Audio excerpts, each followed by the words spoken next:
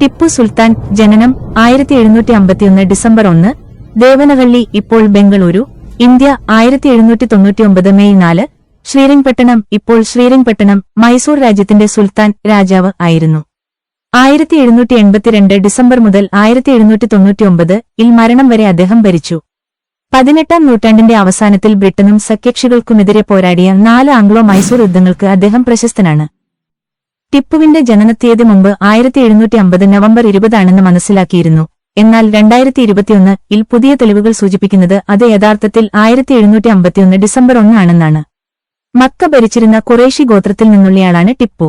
ചെറുപ്പം മുതലേ പിതാവിന്റെ നിയമനത്തിലുണ്ടായിരുന്ന ഫ്രഞ്ച് ഉദ്യോഗസ്ഥരിൽ നിന്ന് സൈനിക തന്ത്രങ്ങളിൽ പരിശീലനം നേടി. അച്ഛനും മകനും മൈസൂരിനെ ബ്രിട്ടീഷുകാർക്കെതിരായ 4 സുപ്രധാന യുദ്ധങ്ങളിലൂടെ നയിച്ചു. അവയെ ആംഗ്ലോ മൈസൂർ യുദ്ധങ്ങൾ എന്ന് വിളിക്കുന്നു. ഹൈദറിന്റെ നേതൃത്വത്തിൽ നടന്ന ആദ്യ 2 യുദ്ധങ്ങൾ ഇംഗ്ലീഷ് ഈസ്റ്റ് ഇന്ത്യ കമ്പനിയെ മുട്ടുകുത്തിച്ചു. മദ്രാസിന്റെ കവാടങ്ങൾ വരെ ശത്രുവിനെ പിന്തുടർന്ന് ലണ്ടനിൽ പോലും ഞെട്ടലുണ്ടാക്കുന്ന തരത്തിലുള്ള അപമാനകരമായ കരാറുകളിൽ ബ്രിട്ടീഷുകാരെ ഒപ്പിടാൻ ഹൈദർ നിർബന്ധിതനാക്കി. ഈ വിജയത്തിന്റെ അഹങ്കാരത്തിൽ മഹത്വം നേടുന്നതിനായി അണികളെ ശക്തിപ്പെടുത്തിയ പിതാവിൽ നിന്ന് വ്യത്യസ്തമായി ടിപ്പു ഒരു തളികയിൽ രാജ്യം നേടി. റോക്കറ്റുകളുടെ പയനീർ എന്ന് അദ്ദേഹത്തെ വിശേഷിപ്പിക്കുന്ന ഭാഗം ഖുർആൻ, ഇസ്ലാമിക നിയമം, ശാസ്ത്രം, വാളെടുക്കൽ, കുതിരസവാരി, പേർഷ്യൻ, അറബിക് തുടങ്ങിയ ഭാഷകൾ ഉൾപ്പെടെ വിവിധ വിഷയങ്ങളും അദ്ദേഹത്തെ പഠിപ്പിച്ചു. പാണ്ഡിത്യത്തിനു പുറമെ ടിപ്പു തന്റെ കുട്ടിക്കാലത്തെ യഥാർത്ഥ ജീവിതാനുഭവങ്ങളിൽ നിന്ന് അധികാരത്തെയും രാഷ്ട്രീയത്തെയും കുറിച്ച് പഠിച്ചു. ഹൈദർ അലിയുടെ അധികാരത്തിലേക്കുള്ള ആരോഹണം അദ്ദേഹം വീക്ഷിക്കുകയും വെല്ലുവിളികൾ നേരിടുകയും ചെയ്തു. അദ്ദേഹത്തിന് ഏകദേശം 10 വയസ്സുള്ളപ്പോൾ വിശ്വസ്തനായ മന്ത്രി ഖണ്ഡേറാവു അദ്ദേഹത്തെ ഒറ്റിക്കൊടുത്തതിനെ തുടർന്ന് പിതാവ് താൽക്കാലികമായി ഒളിച്ചോടിയപ്പോൾ ഒരു കോട്ടയിൽ തടവിലാക്കപ്പെട്ടതുപോലുള്ള വെല്ലുവിളികൾ അദ്ദേഹം നേരിട്ടു. മുസ്ലിം സൈനിക ഉദ്യോഗസ്ഥനായ ഹൈദർ അലിയുടെ മകനായാണ് ടിപ്പു ജനിച്ചത്. ഹൈദർ അലി പിന്നീട് ഹിന്ദു വാഡിയാർ ഭരണാധികാരികളെ പുറത്താക്കി മൈസൂർ രാജ്യത്തിന്റെ ഭരണാധികാരിയായി. ടിപ്പുവിന്റെ അമ്മ ഫാത്തിമ ഫക്രുന്നിസ ഇന്നത്തെ ആന്ധ്രാപ്രദേശിലെ കടപ്പ, ഇപ്പോൾ കടപ്പ ഗവർണറുടെ മകളായിരുന്നു. ടിപ്പുവിനെ മൈസൂർ കടുവ എന്ന് വിളിക്കുന്നത് എന്തുകൊണ്ടാണെന്ന് വ്യത്യസ്ത സിദ്ധാന്തങ്ങളുണ്ട്. സ്വാതന്ത്ര്യത്തിനു മുമ്പ് ബ്രിട്ടീഷുകാർ തന്നെയാണ് ടിപ്പു സുൽത്താൻ അദ്ദേഹത്തിന് മൈസൂരിന്റെ കടുവ എന്ന പദവി നൽകിയത്. അത് അദ്ദേഹത്തിന്റെ പിതാവോ സ്വയം നൽകിയതോ ആയ പദവിയല്ല. ടിപ്പു സുൽത്താനെ പരാജയപ്പെടുത്താൻ കഴിയാത്ത ഫ്രഞ്ചുകാരും ബ്രിട്ടീഷുകാരും ലണ്ടനിൽ ജോർജ് 3-ാമൻ രാജാവിനോട് അദ്ദേഹം ഒരു കടുവയാണെന്ന് പറഞ്ഞു. അങ്ങനെയാണ് അദ്ദേഹത്തിന് ആ പദവി ലഭിച്ചത്. ബ്രിട്ടീഷുകാർ അദ്ദേഹത്തിൽ നിന്ന് 3 ആംഗ്ലോ മൈസൂർ യുദ്ധങ്ങൾ തോറ്റു. 4-ാമത്തെ യുദ്ധത്തിൽ അവർ വഞ്ചനയിലൂടെയാണ് വിജയിച്ചത്.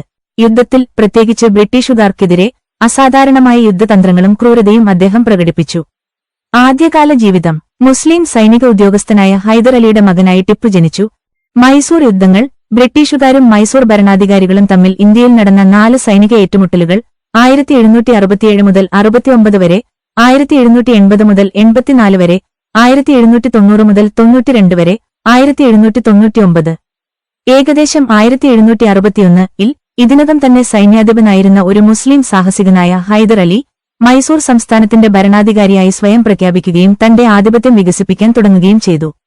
1766 ൽ വടക്കൻ സർക്കാരുകളുടെ കീഴടങ്ങലിന് പകരമായി ഹൈദർ അലിക്കെതിരെ ഈസ്റ്റ് ഇന്ത്യ കമ്പനി ഹൈദരാബാദ് നിസാമിനൊപ്പം ഭരണാധികാരി ചേർന്നു. എന്നാൽ 1768 ൽ നിസാം യുദ്ധം ഉപേക്ഷിച്ചു. ബ്രിട്ടീഷുകാർ ഹൈദർ അലിയെ മാത്രം നേരിടേണ്ട അവസ്ഥയിലെത്തിച്ചു. 1769 ൽ ഹൈദർ അലി മദ്രാസിലെ, ഇപ്പോൾ ചെന്നൈ, കമ്പനിയുടെ സർക്കാരിന്റെ മുമ്പാകെ ഹാജരായി നിലവിലുള്ള സ്ഥിതിവിവരക്കണക്കുകളുടെ അടിസ്ഥാനത്തിൽ സമാധാനം നിർദ്ദേശിച്ചു. ടിപ്പു സുൽത്താന്റെ അവസാന ശ്രമവും പതനവും.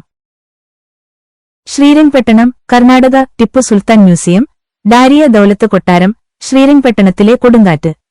ടിപ്പു സുൽത്താൻ മ്യൂസിയത്തിൽ 1800 ൽ സർ റോബർട്ട് കെയർ പോർട്ടർ വരച്ച സ്റ്റോമിംഗ് ഓഫ് ശ്രീരംഗപട്ടണം എന്ന എണ്ണച്ചായ ചിത്രമുണ്ട്.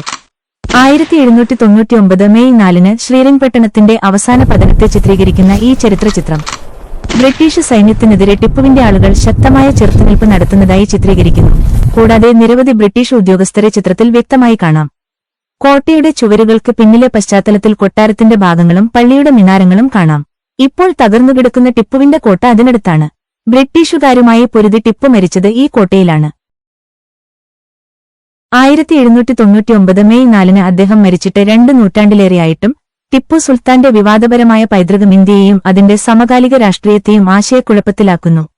ഇന്ത്യയുടെ സൈനിക ഭൂതകാലത്തിലെ ആകർഷക ഒരു പ്രശസ്ത സൈനിക യോദ്ധാവ്, ദക്ഷിണേന്ത്യയിലെ ഏറ്റവും ശക്തരായ ഭരണാധികാരികളിൽ ഒരാൾ എന്നീ നിലകളിൽ അദ്ദേഹത്തിന്റെ സ്ഥാനം നിഷേധിക്കാൻ ആർക്കും കഴിയില്ല. സൂക്ഷ്മമായി ഗവേഷണം ചെയ്തതും ആധികാരികവും നിഷേധിക്കാനാവാത്തതുമായ Tipu Sultan, the saga of Mysore's ഇന്റർരത്നം 1760 മുതൽ 1799 വരെ ഇന്ത്യയുടെ ചരിത്രത്തിലെ ഏറ്റവും ചർച്ച ചെയ്യപ്പെട്ട വ്യക്തികളിൽ ഒരാളുടെ ജന്റെ കാലഘട്ടത്തിലെ ഏറ്റവും ഭയപ്പെടുന്ന ഇന്ത്യക്കാരനായിരുന്നു. ബ്രിട്ടീഷുകാർക്ക് അദ്ദേഹം ഒരു ക്രൂരനായ സ്വേച്ഛാധിപതിയായിരുന്നു. എന്നാൽ തന്റെ പ്രജകൾക്ക് അദ്ദേഹം ഒരു ജ്ഞാനിയും നീതിമാനുമായ രാജാവായിരുന്നു. അദ്ദേഹത്തിന്റെ ധീരമായ സൈനിക നേട്ടങ്ങൾ മുതൽ സ്വപ്നങ്ങൾ രേഖപ്പെടുത്തുന്ന രീതി വരെ ഈ നിഗൂഢവും വിവാദപരവുമായ ഭരണാധികാരിയെയും അദ്ദേഹത്തിന്റെ കാലഘട്ടത്തിൽ ആളുകളുടെ ഹൃദയത്തിലുള്ള ആ പദവി അവർക്കെടുക്കാൻ കഴിയില്ല.